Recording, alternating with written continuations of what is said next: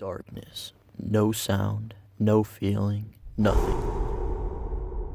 Just you and your thoughts.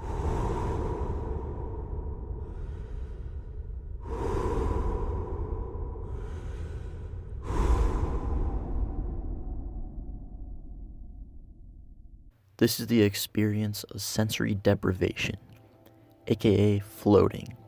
To some, this may sound daunting and unappealing, but perhaps this short period of solitude is exactly what we need to get ahead in our increasingly distracted world. Earlier this year, I set out to discover the benefits of sensory deprivation.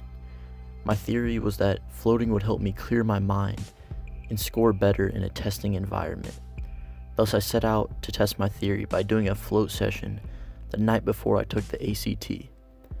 I thought that if I could become more focused rather than lost in thought, I would be able to become more efficient in a timed environment like the ACT.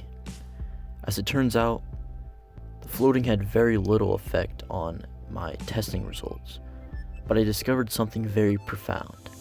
When the mind quiets down, creativity soars. As it turns out, my school mandates that we take the writing portion of the ACT test. In this section of the test, we were given a prompt and two sides to argue, but there was also the choice to come up with your own argument. I chose this option. As I began to contemplate this topic, ideas were coming to me effortlessly. I began to write down all my ideas in an effortless and effective manner. And funny enough, the prompt was particularly boring. As I got my scores back in the mail a couple months later, I found out that I scored an 11 out of 12 on the writing portion of the ACT, which is well above average. What I took away from all this is the following. If you want to be creative, you must first calm the mind. And sensory deprivation is an extremely effective way to calm the mind. Thus, it's something that I think everyone should try.